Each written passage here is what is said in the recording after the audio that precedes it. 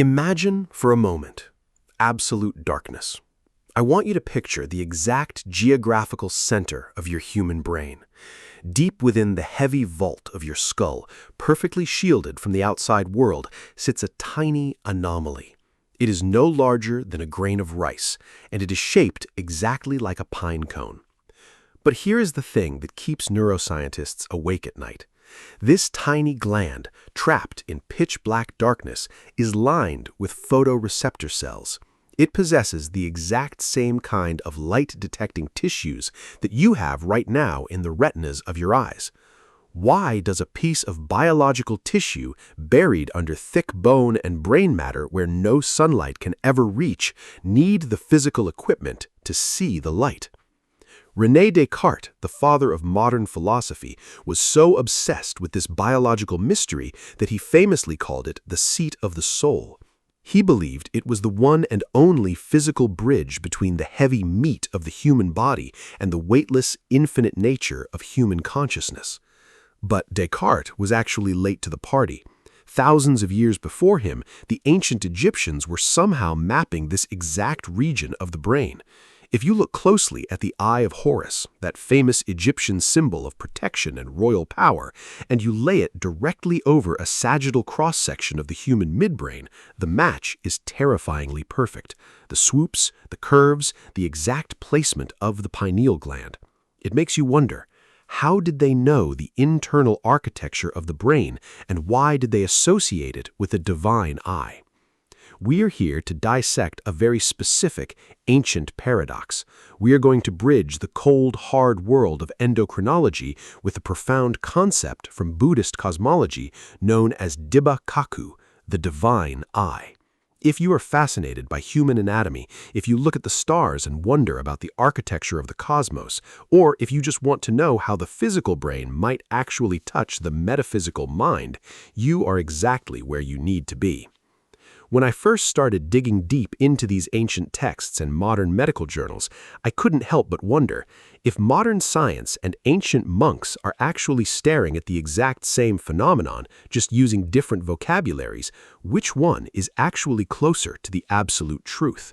I still haven't found a clear answer for myself on whether the biological hardware creates the spiritual experience, or if the spirit simply uses the biology as an antenna. It is a strange thing to think about. Because this isn't just an Egyptian or Buddhist phenomenon, it is a global human obsession.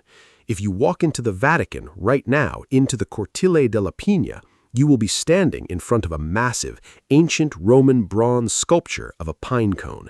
It is flanked by two peacocks, which are universal symbols of immortality.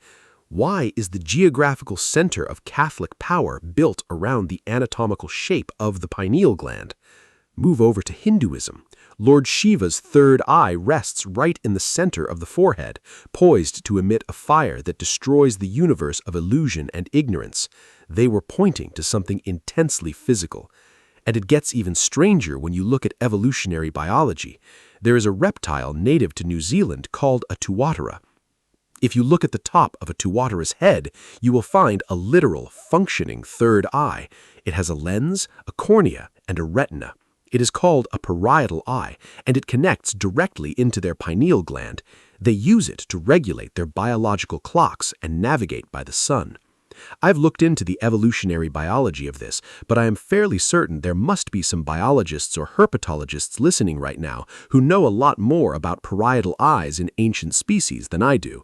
The fact that a physical third eye literally exists in nature just blows the doors wide open on this whole mystery. For thousands of years, the world worshipped this concept as a symbol. They carved it in bronze in Rome. They painted it on temple walls in Egypt. They wore it as an amulet to ward off evil. But while the rest of the ancient world was busy worshipping the hardware, over in ancient India, something entirely different was happening. The early Buddhist scriptures didn't just revere the concept of the divine eye. They didn't just build statues to it. They wrote a technical manual, an exact, step-by-step psychological and physiological protocol on how to turn the machine on. The question is, what exactly happens to a human being when that software finally activates? Let us step away from the cold anatomy of the brain for a moment. I want to take you back in time, 2,500 years ago, northern India, a place called Buddhaya. Picture it. It is the middle of the night. The air is thick, absolutely silent, and heavy with anticipation. Under the sprawling, ancient branches of a Bodhi tree sits a man named Siddhartha Gautama. He has pushed his physical body to the absolute brink of destruction. He has starved himself. He has mastered every esoteric meditative technique known to the ancient world. And yet, he is still searching. On this specific night, he makes a terrifying vow. He will not move a single muscle from this spot until he cracks the code of human suffering. As the night deepens, his mind enters into a profoundly deep state of stillness.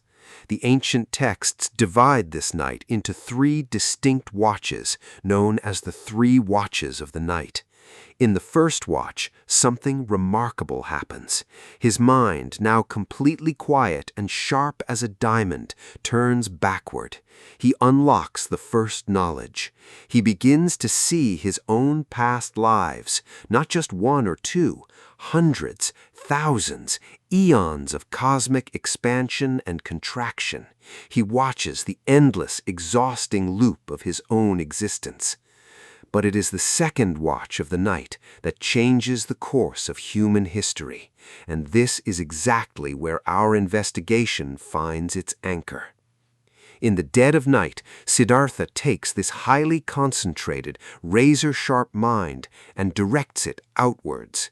He activates a mechanism that the Pali Canon calls Dibbacakkhu, the divine eye. Now, we need to pause here. We need to make a massive distinction because modern pop culture has completely ruined this concept. When most people today hear the term third eye or divine eye, what do they think of? They think of cheap parlor tricks. They think of seeing ghosts, reading minds, or predicting lottery numbers. It has been reduced to a carnival sideshow. But that is completely missing the point. The Buddhist texts are incredibly specific, almost clinical, about what Dibbacakkhu actually does. It is technically called Chuttupapatanyana. It translates to the knowledge of the passing away and rebirth of beings. Through this divine eye, Siddhartha did not just see random spirits floating in the dark. He saw the underlying source code of the universe. He saw beings appearing and disappearing across multiple dimensions, driven entirely by the mechanism of karma, cause and effect. It was like pulling back the curtain of reality and looking at the vast, complex wiring of the cosmos. He saw how an invisible action in one life creates a vibration that inevitably manifests as a physical consequence in the next. He wasn't looking at magic. He was observing universal physics, a flawless, inescapable mechanism of action and reaction. Whenever I read these accounts in the ancient canons, I always hit a mental wall. I honestly can't find a definitive answer for myself. Was he experiencing a deeply profound internal psychological metaphor, or was he literally observing the quantum mechanics of the universe, using the human nervous system as an incredibly advanced telescope? It makes you wonder, if the human brain really does have this dormant capacity, what would happen if a modern physicist, armed with today's understanding of quantum entanglement, experienced that exact same state? Would they see the exact same web of cause and effect? I know there are people listening right now who have studied the Abhidhamma or advanced Buddhist cosmology far deeper than I have. I'd be fascinated to know how you interpret this specific moment. Is it purely symbolic to you, or do you believe it is a literal biological observation of reality? Siddhartha spent hours observing this terrifying, beautiful, infinite web of karma. But seeing the trap isn't the same as escaping it. He had the divine eye open. He saw exactly how the machine worked.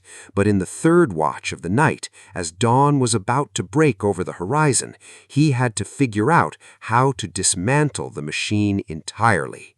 And to do that, we have to look at the exact meditation protocol he used, the manual he left behind. Because according to the Visuddhimagga, this wasn't an exclusive superpower given only to a god. It was a biological and psychological process, a protocol. And if you followed the instructions perfectly, the texts claim you could do it too. If we know that Siddhartha Gautama unlocked this cosmic vision under the Bodhi tree, the most logical question is, how do we replicate it? Did he take this secret to his grave, or did he leave the instructions behind? To find that answer, we have to fast forward about 1,000 years from that night in India and travel south to a monastery in Sri Lanka. It is the 5th century. A brilliant scholar monk named Buddhaghosa compiles a masterpiece. It is called the Visuddhimagga, the path of purification. When you open this ancient text, you are not reading a book of philosophy. You are not reading poetry or prayers. You are reading a heavily detailed, extremely clinical laboratory manual for hacking the human nervous system. Buddhaghosa outlines exactly how the ancient monks achieved the divine eye. And it all begins with a highly specific, grueling protocol known as kasana meditation. To unlock the divine eye, the monks utilized something called aloka kasana, the light kasana, or the fire kasana. Picture the physical setup. A monk sits alone in a completely darkened room. There is a single hole in the wall, allowing one perfect beam of sunlight to strike the floor, creating a bright circle. Or in the dead of night, they light a single flame. The instruction is devastatingly simple, yet almost impossible to execute. You stare at the light. You do not analyze it. You do not think about the concept of light. You strip away all language from your mind, and you anchor your absolute, unwavering attention onto that raw visual data for hours, days, weeks. I have to be honest here. The first time I tried even basic breath meditation, my mind was wandering after about 30 seconds. It was a complete disaster. I was sitting there, eyes closed, supposedly seeking inner peace, and instead I was stressing out about an email I forgot to send and what I was going to eat for dinner. I know how agonizing it is just to sit still. So if anyone listening to this right now has ever tried to force their mind to focus on just one single object for even 10 minutes, you know exactly what kind of mental rebellion I am talking about. It requires a terrifying level of psychological dominance. But according to the Visuddhimagga, if a monk does not break, if they sustain that absolute focus on the physical light, something impossible begins to happen. Eventually, the monk closes their physical eyelids. They are sitting in total darkness, but the circle of light is still there. I don't mean a blurry afterimage like when you look at a light bulb and close your eyes. The text describes an image that is crystal clear, more vivid and more stable than when the physical eyes were open. In the Pali language, this is called the nimitta, the sign. At this exact moment, the practitioner has crossed a threshold. They are no longer looking at the physical world. They are looking at an interface generated entirely by their own mind. As their concentration deepens, falling into a state of total absorption called jhana, this inner light evolves. It transforms into the patibhaga nimitta, the counterpart sign. Buddhaghosa describes this light as becoming blindingly brilliant, like the morning star, like a glowing crystal. It is a light so intense, so pure, that it washes away the boundaries of the physical body. Then comes the final instruction. The monk takes this intensely bright, internally generated light, and by the sheer force of willpower, they expand it. They push the light outward, past their skin, past the walls of the cave. The Visuddhimagga states that the monk uses this mind-generated light to literally pierce through physical matter. The light penetrates rock, it penetrates mountains, it illuminates the earth itself. The physical barriers of the material world simply cease to exist for them. The divine eye is now online. If you had to choose just one single word to describe what it must feel like to sit in a dark room and suddenly be able to see right through the physical walls around you, what would it be? For me, the word is overwhelming. I'm genuinely curious what word just popped into your head right now. Because the ancient texts are very clear. This is not a hallucination. They are not dreaming. They are fully awake, observing reality. But this brings up a paradox that I just can't wrap my head around. It keeps bothering me. If your physical eyes are completely shut in pitch-black room, yet you are experiencing a blinding, illuminating light that allows you to see through solid walls, what exactly is doing the seeing? Are these ancient monks simply detaching human consciousness from the physical body entirely? Or did that intense, focused internal light act as a trigger to activate a very specific, dormant piece of biological hardware buried deep inside the human brain? So, the physical wall in front of you has completely dissolved. The ancient monk sitting in that dark cave has successfully pushed the inner light outwards, shattering the barrier of the material world. But what exactly is waiting on the other side? According to the Abhidhamma, which is the highest, most complex, and frankly, most intimidating psychological text in the Buddhist canon, you do not just look out into empty space. You look into a layered, unimaginably vast, multidimensional architecture. You look into what they call the 31 planes of existence. This isn't some mythological fairy tale with clouds and harps. The Abhidhamma describes a highly structured, almost mathematical system of frequencies. At the very bottom, you have realms of heavy, dense suffering. In the middle, the sensuous realms, which includes us right here on Earth. And as you move up, the frequency gets higher and finer. You enter the Rupaloka, realms of fine material, where beings exist purely as entities of light. Go even higher, and you reach the Arupaloka, the formless realms. Up there, beings do not have bodies at all. They exist purely as localized fields of consciousness. It is a cosmic hierarchy based entirely on the vibrational weight of a being's karma. But this creates a massive epistemological problem for our modern understanding of biology. How can a physical human being, made of meat and bone, interact with a formless, non-physical dimension? In Buddhism, there is a very clear distinction that modern neuroscience still struggles with today. It is the distinction between the physical brain and the chitta, the mind. In the strict Western materialist view, your consciousness is just a byproduct of your brain chemistry. It's like smoke coming out of a chimney. When the fire goes out, the smoke disappears. When the brain dies, the mind vanishes. But the ancient Eastern view is entirely inverted. They view the chitta, the consciousness, as a continuous stream of energy. Your physical body is not generating your consciousness at all. Your physical body is merely an antenna, a biological receiver, picking up a specific frequency of reality. I really want to know where the people listening to this stand on this debate because it fundamentally changes how you view your own existence. I am genuinely curious. Are you team generator, believing the brain creates everything from scratch? Or are you team receiver, believing your brain is just tuning into a consciousness that already exists outside of you? It is a heavy philosophical line in the sand. Let's assume for a second that the Buddhist model is absolutely correct. The body is an antenna, the chitta is the invisible signal. If that is true, then where exactly is the tuning dial on this biological radio? Think about a literal radio sitting on your desk. Right now, in the room you are sitting in, you are completely surrounded by thousands of radio waves, Wi-Fi signals, music stations, news broadcasts, but you don't hear any of it. It remains invisible until you turn the dial and match the exact frequency of the signal. In the Buddhist framework, ordinary humans are stuck on one default frequency. We only see the human realm, the animal realm, the heavy physical world.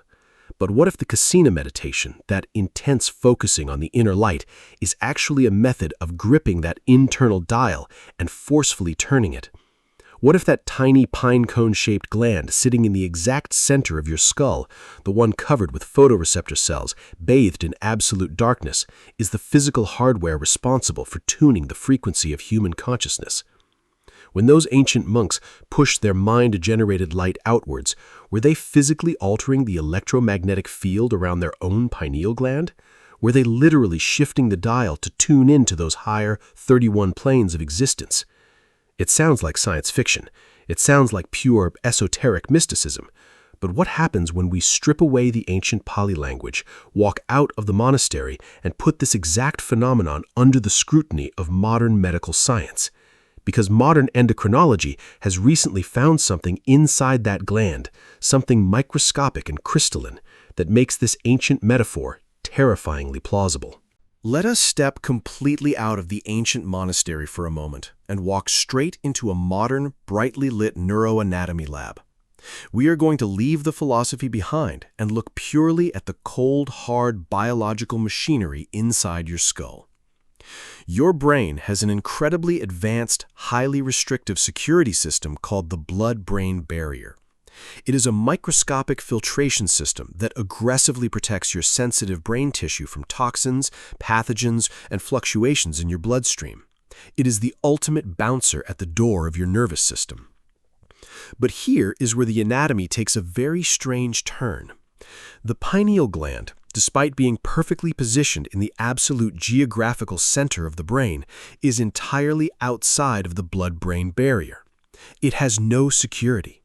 It is highly vascularized, meaning it receives an incredibly massive volume of blood flow, second only to the kidneys.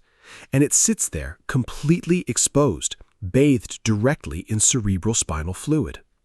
I have read through dozens of medical textbooks trying to understand the evolutionary logic behind this, but I am absolutely certain there has to be a neurosurgeon, an endocrinologist, or someone with a deep medical background hiding in the audience right now.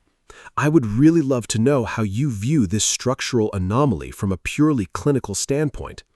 Why would human biology evolve to leave the most centrally located, deeply buried gland in the brain completely unprotected by the standard security system? What we do know clinically is its day job. The pineal gland is your biological clock. It is the master chemist of your waking and sleeping reality, operating primarily on two very famous neurotransmitters, serotonin and melatonin. This gland is physically hardwired to your eyes. When sunlight hits your retinas, a signal travels down the optic nerve, hits a relay station called the subchiasmatic nucleus, and shoots an electrical signal straight into the pineal gland. That signal tells the gland to shut down. As long as there is light, you produce serotonin. You are awake. You are alert. You are locked into the physical world. But when the sun goes down and the lights go out, the signal stops. In the absolute darkness, the pineal gland wakes up. It begins to convert that daytime serotonin into melatonin. It floods your cerebrospinal fluid with it, lowering your body temperature, slowing your heart rate, and pushing your consciousness out of the waking world and into the realm of sleep and dreams. It is a perfectly balanced machine, entirely dependent on light and dark. Now, I want you to hold that biological mechanism in your mind and bring back the image of our ancient monk sitting in the pitch-black cave, practicing the kasina meditation. Let's look at what is happening to him on a purely physiological level. He is sitting in total, absolute physical darkness. His eyes are closed, so his subchiasmatic nucleus is desperately sending the default biological signal to his pineal gland. It is screaming, "It is dark. We are in the dark. Release the melatonin. Go to sleep." But the monk does not go to sleep. He holds his concentration with terrifying intensity, and then the phenomenon happens, the nimitta, the internal light. Suddenly, his visual cortex and his mind's eye are processing a light that the texts describe as blindingly brilliant, brighter than the noon sun. But there are no photons hitting his physical retinas. The light is entirely internally generated. When we look at this paradox, I can't help but wonder, what actually happens to the biological machine in that exact fraction of a second? You have a physical gland that operates exclusively on the binary switch of light and dark. You have physical eyes sitting in pitch blackness demanding melatonin, but you have a conscious mind generating a blazing, overwhelming internal sun. So what is the unnecessary contradiction due to the gland? Or does this highly specific, intensely concentrated internal light trick the hardware? If the mind provides the light while the physical body is submerged in darkness, the biological clock shatters. The gland cannot produce serotonin because the physical eyes are in the dark, but it cannot produce melatonin because the mind is flooded with light. So what does it do? When the standard chemistry of waking and sleeping is forcefully jammed by this ancient meditative protocol, what completely different, dormant chemical compound does that gland begin to synthesize? To answer that, we have to look at one of the most controversial clinical trials in modern medical history. In the early 1990s, at the University of New Mexico, a clinical psychiatrist named Dr. Rick Strassman finally secured federal approval to do something that had been illegal for decades. He was given permission to administer a highly restricted, profoundly powerful Schedule I hallucinogen to human volunteers in a sterile clinical setting. The compound is called N,N-dimethyltryptamine. We know it simply as DMT. Strassman eventually wrote a book about these trials, and the title he chose for it gives you a very clear idea of what he found. He called it DMT, the spirit molecule. DMT is arguably the most potent psychedelic substance on planet Earth. But here is the biological mystery that makes it so terrifying and fascinating. It is not an alien chemical. It is not just found in exotic Amazonian plants. It is endogenous. That means it naturally occurs inside the human body. Your brain, your lungs, your blood, they already possess the enzymes required to synthesize it, and your nervous system is literally covered in receptors perfectly designed to receive it. Why would human biology possess the exact pre-built neurological lock for a chemical that shatters the illusion of time, space, and physical reality? Dr. Strassman put forward a hypothesis that sent shockwaves through the scientific and spiritual communities. He proposed that the pineal gland, that tiny, unprotected, light-sensitive organ sitting in the center of the brain, is the biological factory for DMT. He theorized that the pineal gland dumps a massive, overwhelming dose of this spirit molecule during 3 specific events: the moment you are born, the moment you die, and during states of profound, extreme meditative trance. Now, we have to be intellectually honest here. We have to draw a hard line between what is proven science and what is still medical speculation. Because in the internet pop science, people will state as a cold hard fact that your pineal gland pumps out DMT every night. Here is what we actually know. In 2013, a groundbreaking study by Dr. Jimo Borjigan and researcher Stephen Cotton finally proved that DMT is absolutely present in the pineal gland of live rats. They found the exact enzymes required to build it, sitting right there in the gland. But human brains are infinitely more complex. Currently, proving that the human pineal gland can rapidly synthesize enough DMT to trigger a psychedelic breakthrough is incredibly difficult. I know the basic mechanics of how tryptamines interact with serotonin receptors, but I am absolutely certain there's a pharmacologist, a neurologist, or a biochemist listening right now who knows exactly how the enzyme NMNT behaves in the human brain far better than I do. I would genuinely love to know your take on this. Do you think a structure as tiny as the human pineal gland actually possesses the biological mass to produce a breakthrough dose of endogenous DMT? The science is still debating it, and I'm always looking for people who understand the deep chemistry to weigh in. But whether the DMT comes from a syringe in Dr. Strassman's lab or organically from the depths of a monk's nervous system, the effect on human consciousness is identical. When Strassman's volunteers were injected with clinical DMT, their physical bodies remained strapped to a hospital bed, but their minds vanished. The trip reports from these highly controlled clinical trials read exactly like the ancient Buddhist descriptions of Dibbacakkhu, the divine eye. The volunteers consistently reported the exact same phenomena: a blinding flash of internal light, the sensation of being shot out of their physical bodies, the complete dissolution of the material room around them, and then the breakthrough. They didn't just see random colors, they reported entering highly structured, hyperdimensional geometries, a vast, vibrating architecture. And, most shockingly, they were not alone. Across dozens of independent sessions, ordinary people reported encountering highly intelligent, non-human entities, beings of light, architect entities that communicated without speaking, transferring massive amounts of cosmological data directly into the minds of the volunteers. Let's put this right next to the Abhidhamma. The ancient Buddhist monks, using nothing but the Kasina light meditation, break through the physical barrier and describe encountering the 31 planes of existence. They describe realms of fine material and formless dimensions. They describe encountering devas, beings of light, and brahmas, ancient architectural consciousnesses that dictate the laws of karma. When you look at these two pieces of data sitting side by side, it is almost impossible not to stop and wonder. If a modern atheist injected with synthetic DMT in a sterile hospital room and an ancient monk deep in the jungles of India practicing fire meditation are both describing the exact same non-human entities, the exact same dimensions of light, what does that mean for our reality? I have to admit, I still haven't found a clear answer for myself on this. Does the chemical simply create a highly predictable hallucination in the primate brain?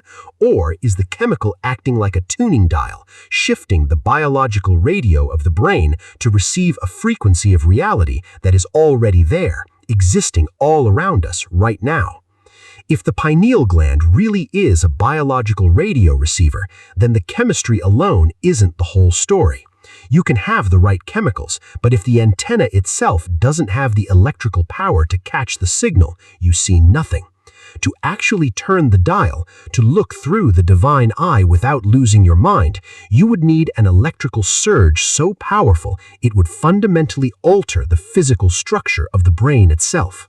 If we are talking about the brain functioning as a radio receiver, it is not enough to just have the chemical wiring. You need power. You need a massive, sustained electrical current to turn the dial and actually hold the frequency. To find out if a human being can literally generate that kind of power, we have to look at the work of Dr. Richard Davidson at the University of Wisconsin. In the early 2000s, Dr. Davidson did something unprecedented. He brought some of the most advanced Tibetan Buddhist monks in the world, including Mingyur Rinpoche, out of their monasteries and into a high-tech neuroscience lab. These were men who had logged tens of thousands of hours of intense meditation. Dr. Davidson hooked them up to EEG machines with hundreds of sensors attached to their scalps and put them inside fMRI scanners. He asked them to enter into specific meditative states, specifically states of deep compassion and internal light concentration. What the machines recorded next completely broke the boundaries of known neuroscience. The monitors didn't just show a relaxed brain. They didn't show the slow, calming alpha or theta waves you would expect from someone sitting peacefully with their eyes closed. Instead, the monks' brains exploded into gamma wave activity. Gamma brainwaves are the fastest, highest frequency electrical signals in the human nervous system that usually only happen in tiny microsecond bursts when your brain is aggressively processing highly complex information or linking different senses together. But these monks were not producing microsecond bursts. They were sustaining massive synchronized gamma waves for minutes at a time. The electrical amplitude was so violently high that the researchers initially thought their equipment was broken. If I have to be completely honest here and state a firm opinion based on this data, I strongly believe that these ancient meditation techniques were never actually designed for relaxation. I am convinced they are highly engineered mechanical protocols designed to turn the human nervous system into a localized electromagnetic generator. I honestly do not see any logical explanation for a human brain organically producing that level of voltage without having a seizure. But, of course, that might just be my own radical conclusion. So, let us follow the electricity. You have a monk sitting in a cave. His brain is firing a synchronized, high-voltage gamma wave storm. Where does all that intense electromagnetic energy go? It travels straight into the exact geographical center of the brain. It washes directly over the pineal gland. And this is where a completely obscure scientific study from 2002 turns this entire mystery into something terrifyingly real. A researcher named Dr. Simon Baconier and his team were examining human pineal glands under highly advanced electron microscopes, and they discovered something that no one expected. Buried inside the soft tissue of the human pineal gland, they found microscopic crystals, specifically calcite microcrystals. To understand why this is earth-shattering, you need to understand a concept in physics called piezoelectricity. If you take a certain type of crystal, like quartz or calcite, and you apply physical pressure to it, or you subject it to a strong electromagnetic field, the crystal reacts. It compresses, and it emits its own electrical charge. It acts as a transducer. This isn't esoteric mysticism. This is how the microphone in your smartphone works. It is exactly how the quartz crystal in your wristwatch keeps time. It is the fundamental physical technology behind every radio receiver on Earth. Now, put the pieces together. You have a tiny, highly vascularized organ inside your brain, completely submerged in fluid and packed with microscopic piezoelectric crystals. And you have an ancient meditative protocol that we now definitively know generates massive, sustained, high-voltage electromagnetic storms in the exact same brain. When that intense gamma radiation hits those calcite crystals, the laws of physics dictate that they must react. The electromagnetic field squeezes the crystals. The crystals pulse. They become a literal biological piezoelectric receiver. Are those ancient monks simply hallucinating visions of multiple dimensions? Or did they figure out exactly how to generate the extreme electrical current required to turn the crystal dial inside their own heads, tuning their consciousness into a frequency of the universe that is completely invisible to the rest of us? If we have this incredible crystalline biological receiver sitting right in the center of our brain, capable of tuning in to hyperdimensional realities, then the most obvious question is, why is it turned off for almost all of us? What happens to the hardware to make it go dormant? To understand this, we have to talk about what happens when you pour concrete over the dial of a radio.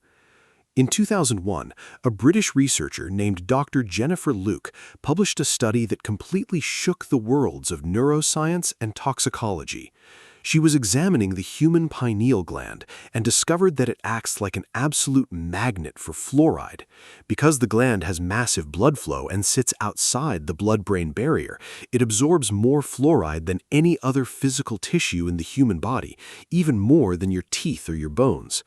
As we age, this accumulation causes the gland to physically calcify.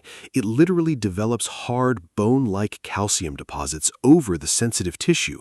The biological hardware hardens. It degrades. The melatonin production drops, our sleep cycles fracture, and from a metaphysical standpoint, the crystalline radio receiver gets encased in a layer of biological static. This is where the cold, hard biological facts end and where one of the most toxic trends of the modern internet begins. Because the moment Dr. Luke's study hit the mainstream, an entire industry of spiritual materialism exploded overnight. You have absolutely seen the ads on your social media feeds. A flashy video telling you that the government is intentionally calcifying your brain to keep you docile, followed by a link to buy a $40 organic detox tincture that promises to decalcify your pineal gland and open your third eye in 5 days. If I have to draw a hard line in the sand right here, I will just say it. I am completely convinced that the modern internet trend of quick-fix spiritual awakening is not just a scam, it is fundamentally dangerous. I really don't understand how people can believe that chewing on a specialized root or taking a supplement is going to effortlessly unlock the deepest cosmological secrets of the universe while they watch Netflix. But maybe that is just my own intense skepticism talking. Let us contrast this modern obsession with a magic pill against the actual ancient Buddhist protocol.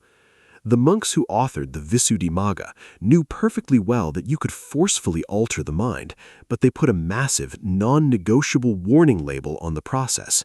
Before a monk was even allowed to attempt the Kasina light meditation to unlock Dibbacakkhu, they had to spend years, sometimes decades, perfecting two things: sila and samadhi.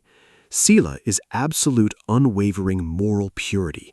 It is the complete eradication of guilt, anger, greed, and fear from the subconscious mind. Samadhi is the ability to hold your attention on a single point without moving for hours on end. Why were they so obsessed with these prerequisites? Why couldn't they just skip to the good part? Because they understood a concept that modern biohackers completely ignore: the cognitive load. Imagine for just a second that the cheap internet supplement actually worked. Imagine you take a pill, you bypass decades of psychological training, and your pineal gland suddenly floods your brain with endogenous DMT. The divine eye forcefully rips open. Instantly, the protective filters of your waking reality are stripped away. You are no longer just seeing your living room. You are suddenly perceiving the raw, terrifying mechanics of karma. You see the agonizing passing away and rebirth of the beings around you. You perceive multiple layers of reality, non-human entities, and the infinite crushing weight of universal cause and effect, all pouring into your visual cortex at once. Without the absolute emotional invulnerability of sila, and without the unbreakable mental anchor of samadhi, what happens to your mind in that moment? It doesn't expand, it shatters. If you had to choose just one single word to describe what it would feel like to have the raw, unfiltered reality of the universe dumped into your unprepared brain, what word would that be? For me, the word is terrifying. It is genuinely fascinating to think about what specific word just flashed into your mind. Because to a modern psychiatrist, that shattered state of mind isn't called enlightenment. It is called acute psychosis. It is called schizotypal hallucination. The ancient masters were not hiding these techniques behind decades of rigorous monastic discipline to be elitist or secretive. They were building a psychological fortress. They understood that the physical hardware of the brain might be capable of receiving the signal, but if the software of the mind isn't upgraded to handle the voltage, the entire system burns down. You do not plug a household toaster directly into a nuclear reactor. So if opening the divine eye is this profoundly dangerous and requires this terrifying level of discipline, it brings us to the ultimate question: why did the Buddha do it? If this wasn't about gaining superpowers or seeing ghosts, what was the actual ultimate purpose of looking through that lens in the first place? There is one specific question that always hangs in the air whenever you bring up this topic. It is the elephant in the room. You can talk about neurochemistry and ancient texts all day, but eventually someone is going to whisper the exact same fear. If I actually open this thing, if I really turn the dial, am I going to see ghosts? Am I going to be walking down the street, buying groceries, and suddenly see dead people or demonic entities standing right next to me? I have to share a direct personal experience here to explain why this fear is so deeply rooted in us.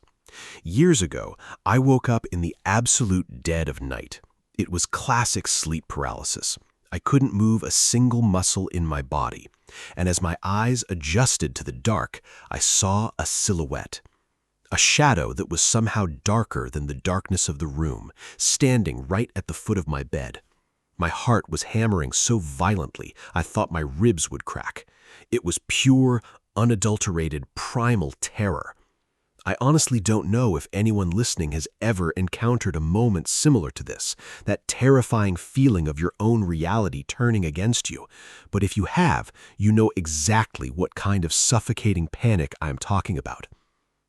When people hear about the divine eye, they instantly associate it with that exact kind of horror. They think of it as a curse. And from a modern psychological standpoint, they are not entirely wrong to be afraid. But we have to clearly separate a biological misfire from true ancient mastery. When someone forcefully tries to hack their consciousness, whether through heavy psychedelics or dangerous internet breathing techniques, without any psychological preparation, the brain simply cannot process the influx of data. The biological radio receiver is blasted with static. And what does the human brain do when it is overwhelmed with disorganized, hyperdimensional information? It projects your deepest subconscious fears. You do not get enlightenment. You get acute schizotypal hallucinations. The mind fractures. You start connecting dots that aren't there. You see shadows. You develop severe paranoia. You feel like you are being watched by malevolent forces. The psychological danger here is incredibly real, and it destroys people's lives. But this is exactly where the ancient Buddhist texts draw a massive, uncompromising line in the sand. According to the Pali Canon, if you achieve true abhinya, the genuine higher knowledge of the divine I, you do not experience a single drop of fear. You do not get paranoid. You do not lose your grip on reality. How is that possible? How can a human being look directly into the unseen realms, witness non-human entities, and observe the terrifying, relentless grinding of the karmic wheel without losing their mind? The secret lies in a specific mental state that must be perfected before the eye ever opens. In Buddhism, it is called upekkha. Upekkha is usually translated into English as equanimity, but that word doesn't really do it justice. Equanimity isn't just being calm. It is the absolute, indestructible neutrality of the mind. It is a state where your consciousness is as vast and deep as the Pacific Ocean. You can drop a massive boulder into it, and there is no splash. There is no ripple. When an ancient master activates Dibbacakkhu, they are completely anchored in upekkha. They see the passing away and rebirth of beings. They see realms of immense suffering and realms of blinding light, but they do not react. There is no attachment. There is no horror. There is no excitement. They view the multidimensional architecture of the universe with the exact same emotional neutrality as a scientist watching a drop of water evaporate on a glass slide. They are not haunted by what they see because there is no ego left to be terrified. The ghost cannot scare you if the part of your brain that registers fear has been completely dismantled and replaced with absolute, unshakable clarity. You have to wonder about the sheer magnitude of that psychological achievement, to look directly at the infinite, overwhelming machinery of the cosmos, a sight that would shatter a normal human mind into a million pieces, and to feel nothing but profound, perfect stillness. But if the ultimate goal of opening this biological gateway is not to be a psychic, and it is not to just look at ghosts with a calm mind, we are left staring at the final piece of the puzzle. We have built the hardware, we have written the software. Now we need to understand the destination. So we finally have all the pieces on the board. We have the ancient Pali texts, the deep endocrinology, the piezoelectric crystals, and the gamma wave storms. When you pull all the way back and look at this massive, thousands of years old puzzle from a bird's eye view, a terrifyingly clear picture begins to emerge. It doesn't look like mysticism anymore. It looks like an engineering diagram. It looks exactly like the architecture of a highly advanced computer system. Think about how any device actually connects to the internet. You need three distinct things. You need the physical hardware, you need the operating system, and you need a network connection. First, look at the hardware. The human pineal gland, sitting perfectly protected in the geometric center of the skull, highly vascularized, packed with light-sensitive tissue, and embedded with microscopic calcite crystals capable of piezoelectric transduction. It is a biological radio receiver. It is the physical modem. It is the hardware pre-installed in every single human being since the dawn of our species. But as we all know, you can hold the most advanced piece of hardware in your hand, and it is completely useless if it doesn't have an operating system. A raw computer without software is just a very expensive brick of silicon and glass. This is where the ancient Buddhist protocol comes in, the intense, agonizing decades of perfecting morality, sila, and absolute concentration, samadhi, the kasina light meditation. This is not just a bunch of monks sitting around relaxing. This is a brutal, methodical software update. Through the undeniable mechanics of neuroplasticity, they are literally rewiring the physical pathways of their own brains. They are generating sustained, high-voltage gamma waves to power the system up. They are writing the code required to process an infinite stream of cosmic data without allowing the motherboard to fry. The meditation is the software. If I have to put my flag in the ground right here, I am absolutely convinced that what we are looking at in these ancient texts is not a religion at all.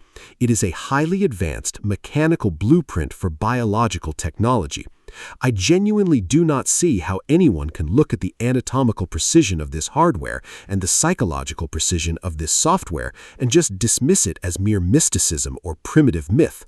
But then again, that is my hard conclusion. It is entirely possible that this is just my own modern technological bias trying to digitize something purely sacred. I know there are people out there who fiercely defend the mystical aspect of this and reject the scientific overlay entirely. But if we assume this biological machine functions exactly the way the ancient architects claimed, what happens when the hardware is fully powered by the software? The modem turns on, the dial turns, the barrier of physical reality dissolves. You finally get the network connection, Dibbacakkhu, the divine eye. When that connection goes live, you are no longer a localized primate trapped inside a meat suit on a floating rock. Your consciousness connects to the cosmic Wi-Fi. You tap directly into the quantum field, into the incredibly vast vibrating web of the 31 planes of existence. You observe the karmic matrix in real time, watching the massive invisible gears of cause and effect grind against each other across multiple dimensions. Hardware, software, network. It is a flawless, integrated system. But this realization leaves a very heavy, haunting question hanging in the air. If this biological technology exists inside your head right now, and if it is capable of letting you observe the absolute source code of the universe, why did the Buddha activate it? He didn't turn it on just to stare at the screen. He didn't look at the vast machinery of existence just to marvel at how beautiful and terrifying it was. He opened the divine eye to locate the power switch. He wanted to figure out how to pull the plug. Siddhartha Gautama, the man who spent that long, quiet night under the Bodhi tree, did not open his divine eye to become a magician. He did not do it to show off, to perform miracles, or to prove that he was superior to the kings and ascetics of ancient India. In fact, if you read the early suttas, you will find some of the most severe warnings ever recorded about the dangers of spiritual superpowers. The texts call these psychic powers idhipada, or idhi, the ability to walk on water, to pass through solid walls, to hear sounds from distant realms, and yes, to see through the divine eye. To the Buddha, these powers were not a sign of liberation. They were a terrifying trap. He warned his disciples that getting attached to the visions of the third eye was just another trap of the ego. It is a highly refined spiritual form of materialism. If you become obsessed with looking at other dimensions, talking to light beings, or seeing the past lives of others, you have simply traded your physical chains for golden metaphysical ones. You are still trapped inside the machine. You are still a prisoner of samsara. So why did the Buddha use it? Why did he spend those hours in the second watch of the night scanning the multidimensional web of the cosmos? He used the divine eye as a diagnostic tool. He did not look outward to escape this reality. He looked outward to verify the structural laws of existence. Through the lens of Dibbacakkhu, he witnessed the absolute mechanical truth of paticca samuppada, dependent origination. He saw with undeniable clarity that nothing in the universe exists in isolation. Everything arises in dependence on a cause, and everything ceases when that cause is removed. And in that moment of absolute observation, he realized the most profound truth of all: anatta, non-self. He watched billions of beings dying and being reborn across 31 planes of existence. He watched the energy of their actions, their karma, flowing from one life to the next like a current of electricity. And he realized that throughout this entire infinite cosmic drama, there was no permanent soul. There was no unchanging I or me traveling through the dimensions. There was only a continuous flowing chain of cause and effect. The ego, the self, the identity we cling to so desperately, is nothing but a temporary illusion generated by the hardware of our brain. The ultimate twist of the divine eye is that it was never meant to be a telescope to look outward at aliens, spirits, or ghosts. It was meant to be a mirror. It was designed to look inward, to shine a blinding high-voltage light into the darkest corners of human consciousness and to utterly destroy avidya, ignorance. I've spent so much time dissecting the physical and spiritual mechanics of this, but it brings up an open-ended riddle that I still cannot resolve for myself. If you were handed the key to this biological receiver today and you had the power to turn it on, would you actually have the strength to turn that light inward and completely dissolve your own ego? Or would the temptation to look outward, to explore the infinite dimensions, to see the future, and to speak with entities be too incredibly strong to resist? Between the desire to know everything that exists outside of us and the terrifying courage to look inside and realize that we are ultimately nothing, I honestly do not know which choice is the harder one to make. It makes you wonder how many seekers throughout history have turned on the machine only to get lost in the beauty of the transmission, forgetting that the ultimate goal was always to turn the radio off. May you all progress in the Dhamma. We look forward to seeing you on the next occasion. Goodbye.